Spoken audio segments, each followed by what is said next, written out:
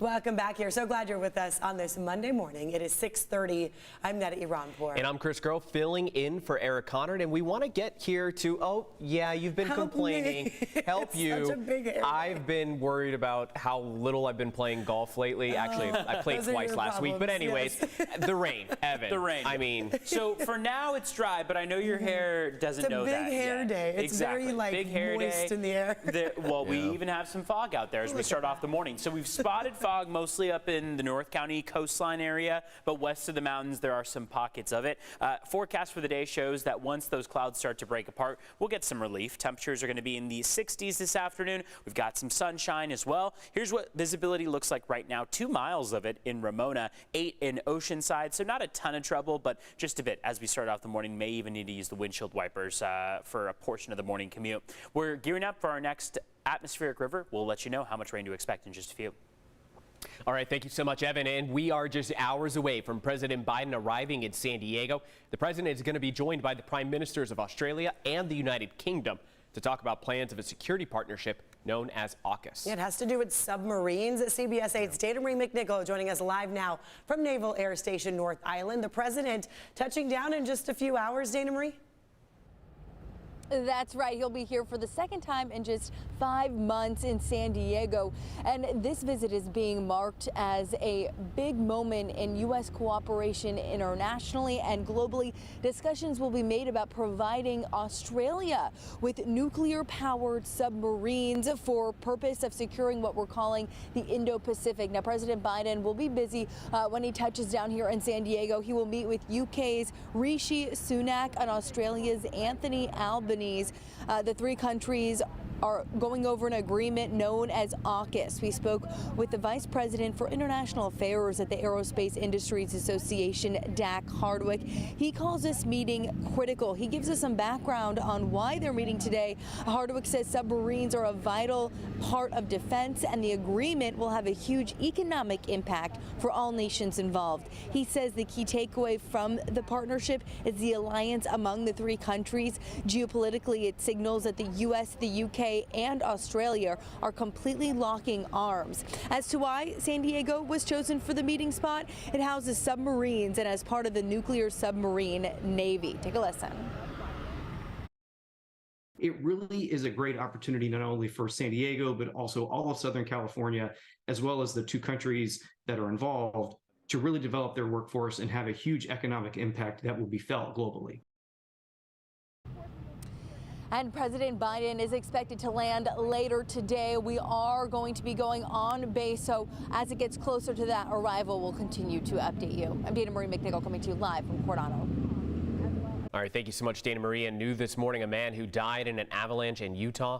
We are just now finding out he is from San Diego. Officials in Summit County identified him as 46-year-old Ryan Barr. Authorities responded to a call of 2 people buried in the snow on Thursday. Barr died and the other person was taken to the hospital.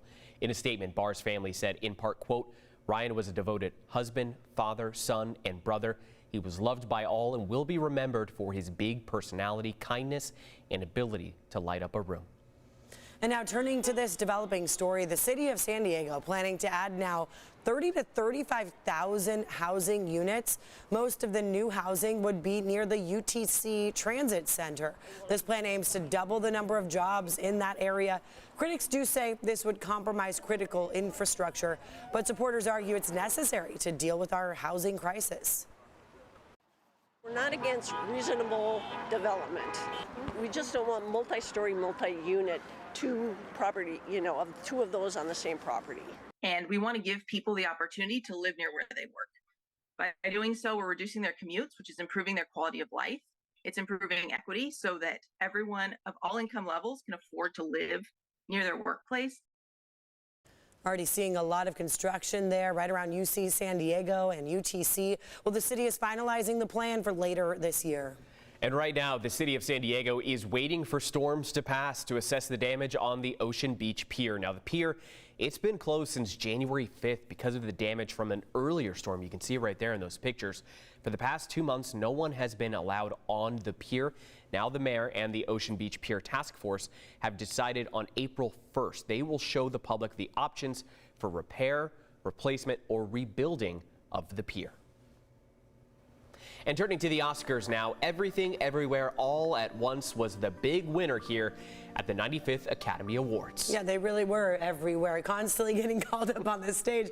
Evan joining us now to give us some of these Oscar highlights. Evan, I know you were up late watching. Oh yeah, it was about 3.5, almost 4-hour show that a lot of people sat through. They included all of the awards because a lot of people asked for them, and there's a lot to get to. So as you heard, Everything Everywhere All at Once won 7 Oscars last night, including Best Picture. It also won for Best Director, Editing, Screenplay, and 3 of the 4 top acting awards.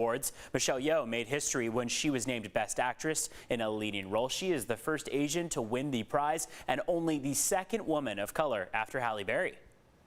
There are so many who have felt unseen, unheard. It's not just the Asian community. This is for the Asian community, but for anybody who's been identified as a minority, we deserve to be heard. We deserve to be seen. We deserve to have the equal opportunity so we can have a seat at the table. Film's co-star Ki Kwan and Jamie Lee Curtis won for their supporting roles. Kwan, a former child actor, gave up acting 20 years ago because he didn't see opportunities for Asian actors. My journey started on a boat. I spent a year in a refugee camp. And somehow, I ended up here on Hollywood's biggest stage. And Kiwi there won for Best Supporting Actor. Meantime, the Best Actor award went to this man, Brendan Fraser, for The Whale.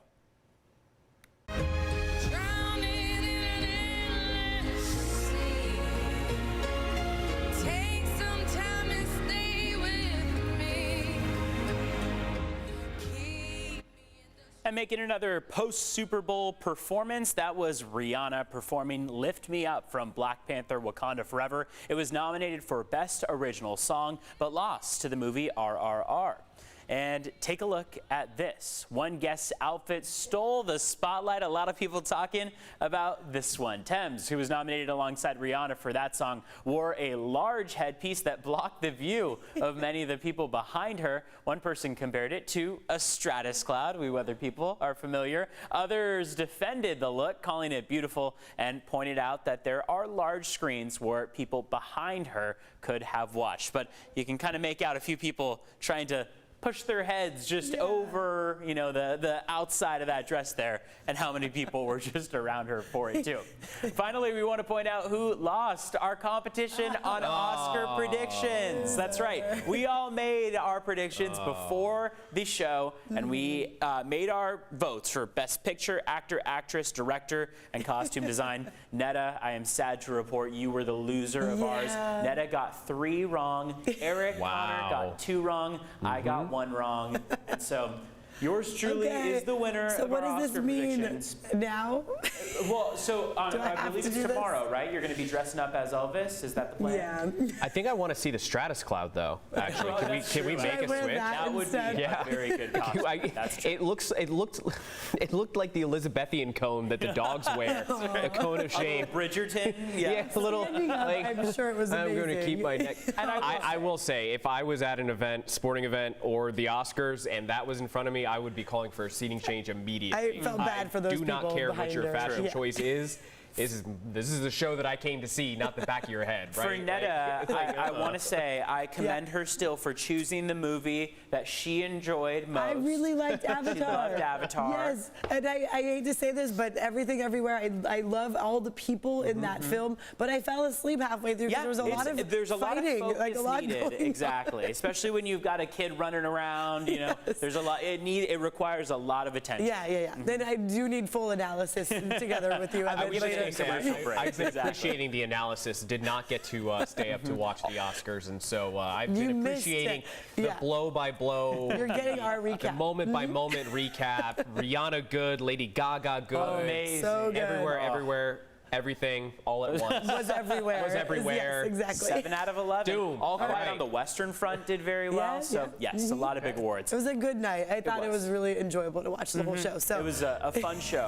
Nobody rained on the parade, right? No one rained on the parade. There were no punches thrown. Yes. So exactly, that's a win, right? Let's take a look at the forecast as another atmospheric river is gearing up to hit Southern California. It yet again will impact Northern California first off and then move in our direction. So it's still dark outside. outside, you might notice that because of the time change, right? Daylight saving time, we switched our clocks forward 1 hour. So on the morning side of things, we of course are waiting a little bit longer for that sunrise, but on the back end of things, we'll have a later sunset too. It's 6:40 right now, still waiting for some of that light to peek through. Here's what temperatures look like over the next 12 hours. We're expected to warm up to the mid-60s. We've got cloud cover pretty intense to start off the morning, and in fact, those clouds are lower down to the ground than they usually are. So you might see some fog to start it off too. Here's that atmospheric river trough of low pressure tapping into subtropical moisture, and that's going to lead to all of that precipitation across northern and central California between now and early tomorrow. For us in Southern California, it's coming late tomorrow night through Wednesday. Wednesday going to be a day where showers are on and off throughout the day.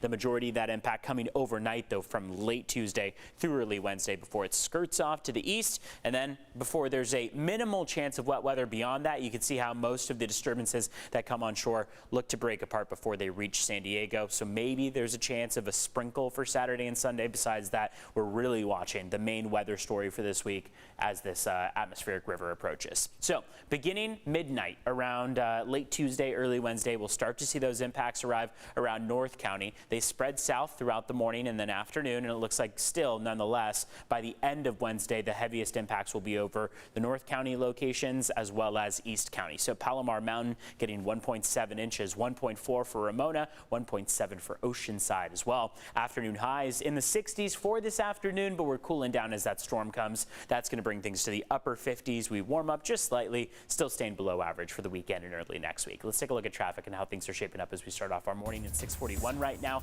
So far, there's only one crash to take you to. It was earlier that we spotted it. Now we've seen clearing as we start off the morning. You can head to find out more on cbsa.com/traffic. Back to you.